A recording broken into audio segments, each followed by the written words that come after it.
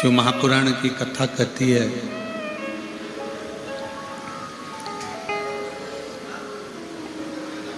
घर में अगर एक बेटी का जन्म हो जाए ना तो भगवान शंकर को धन्यवाद जरूर दिया करो कि तेरी कृपा से मेरे घर में बेटी का जन्म हुआ है।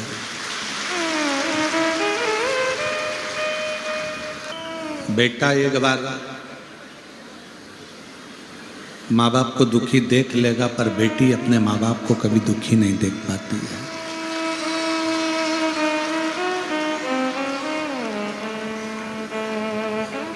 एक पिता की जितनी सामर्थ्यता होती है, एक पिता की जितनी जितनी चादर होती है, उस चादर से ज्यादा बाप अपनी बेटी को देता है। पर एक निवेदन है पूरे श्रोता भाई बहनों से,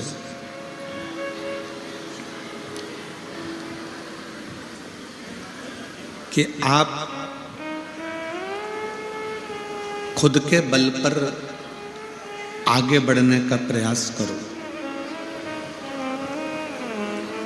ससुराल से तुम्हें क्या मिला, दहेज में क्या मिला, उससे मतलब नहीं रखना, बल्कि ये मतलब रखना कि भगवान मुझे इस लायक बनाना कि मैं किसी के कन्यादान में कुछ दे सकूं और किसी के लिए कुछ कर सकूं।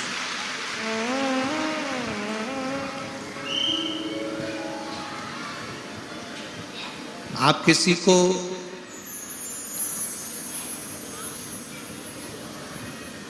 मेरे शंकर भगवान की एक पवित्र कथा कहती है, जब जिस समय पर मेरे भोलेनाथ जी ने अपनी लड़की का विवाह अशोक सुंदरी का विवाह किया था,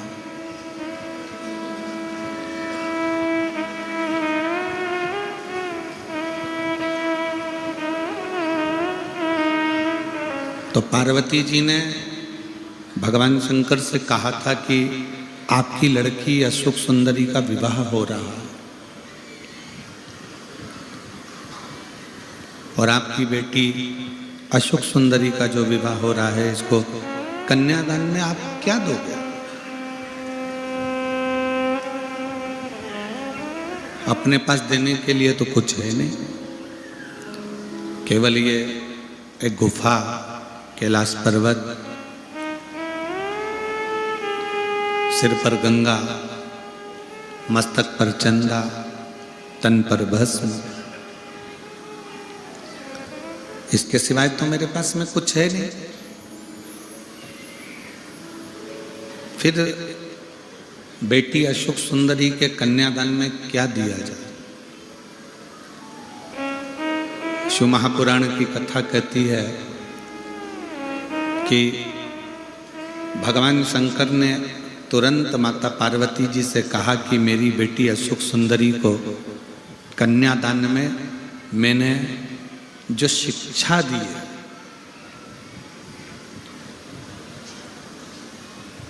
जो मैंने उसको शिक्षा प्रदान करी है, वही मैं अपनी बेटी के कन्यादान में दे रहा हूं।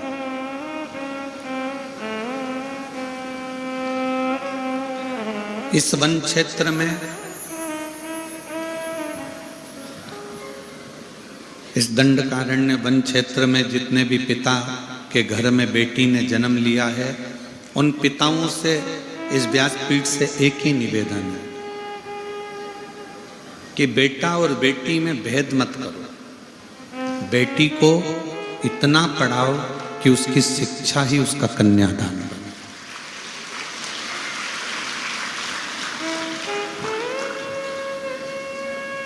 बेटी को आप कोई दहेज दें ना दें, बेटी को आप कोई अलमारी, फ्रिज, कूलर कुछ दें ना दें, पर बेटी को शिक्षा जरूर दो, उसको पढ़ाओ।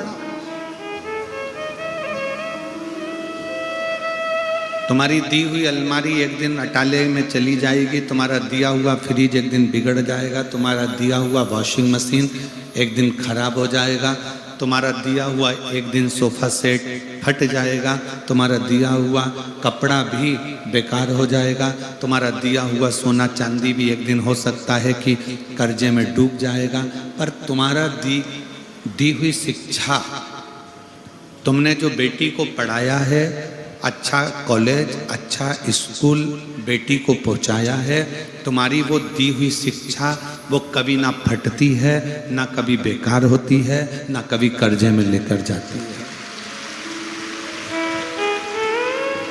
अब बेटियों को शिक्षा दीजिए।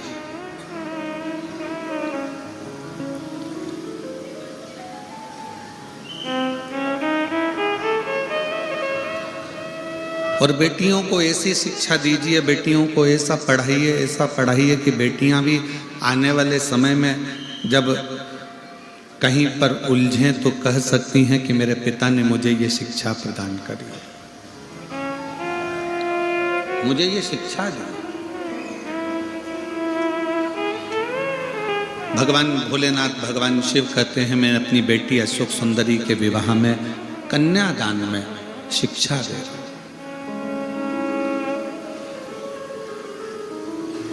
अब ये तो हो गई कि अशोक सुंदरी के कन्यादान में शिक्षा दी,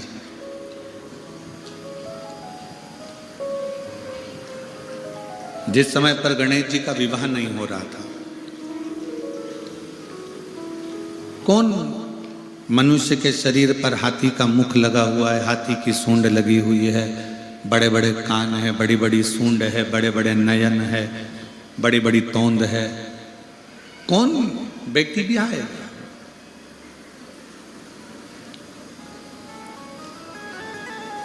आप में से कोई नहीं होगा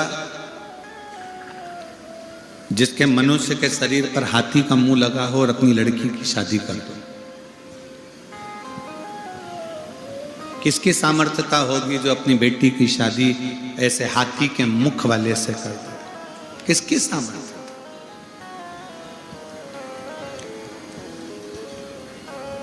प्रजापति विश्वरूप जी की बेटी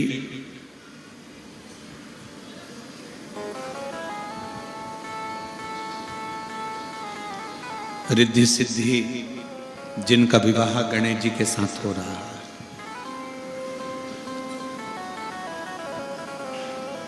क्यों कर रही है? क्या लड़की को ऐसा लड़का पसंद आएगा? क्या लड़की को ऐसे लड़के के साथ में विवाह करना उत्तमता रहेगा जिसका मुख हाथी का लगा हो, शरीर मनुष्य का हो? ऐसे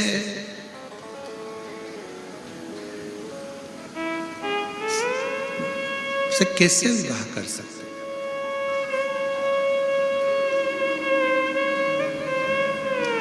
विश्वरूप जी ने जब विवाह का प्रस्ताव आया तो विवाह के प्रस्ताव पर विश्वरूप जी ने अपनी दोनों बेटियों से कह दिया कि ये लड़के का प्रस्ताव आया,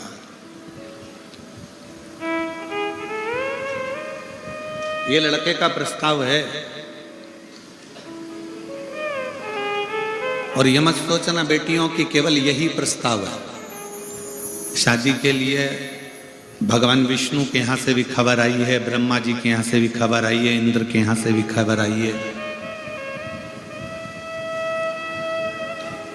बहुत सारे देवताओं ने पितृलोक से भी खबर करी है, गंधर्व लोक से भी आई है, वरुण के यहाँ से आई है, नागलोक से आई है, पाताल लोक से खबर आई है कि तुम्हारी बेटी रिद्धि सिद्धि का विवाह हमारे लड़के के साथ कर दो। इतने सारे फोटो सामने रख दिए गए, इनमें से जो लड़का तुम्हें पसंद आए हम उसके साथ तुम्हारा विवाह कर देते। तुम ये ना सोचना कि, और देखो नारायण भगवान के यहाँ बैकुंठ है, ब्रह्मा जी के यहाँ ब्रह्मलोक है, नागलोक है, सब कुछ है, इंद्र के यहाँ इंद्रलोक है, पर शंकर भगवान के घर में कोई ऐसा बहुत बड़ा सिंहासन या बहुत बड़ा आभूषण या बहुत बड़ा रतन माणिक मोती हीरा सोना चांदी कुछ नहीं, कुछ भी नहीं। कोई बड़ा महल भी नहीं है, और लड़का भी मनुष्य के शरीर पर हाथी का मुख है, वो भी आप समझ लो। जितने देवताओं का दर्शन आप कर रही हो, सारे देवताओं के घर में राजसी ठाट है, लड़का भी अच्छा है, पर शंकर जी के यहाँ राजसी ठाट भी नहीं है और लड़का भी ऐसा।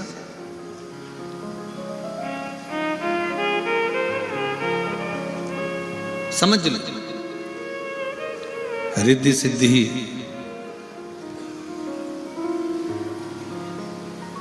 वन में चली गई, पिता विश्वरूप जी को प्रणाम कर वन में।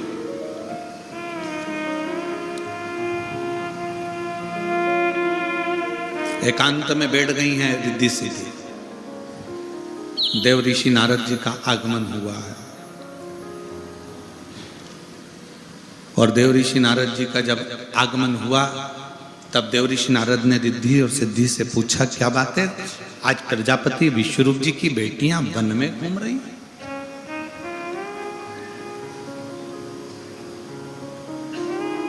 जिस पिता की बेटी कभी अपने घर से ना निकली हो, जिस पिता की बेटी अपने घर से कभी कहीं गई ना हो, उस पिता की बेटी आज वन में घूम रही है। वन में रिद्धि सिद्धि थोड़ी देर तक मौन रही है, थोड़ी देर चुप रही, फिर कहा,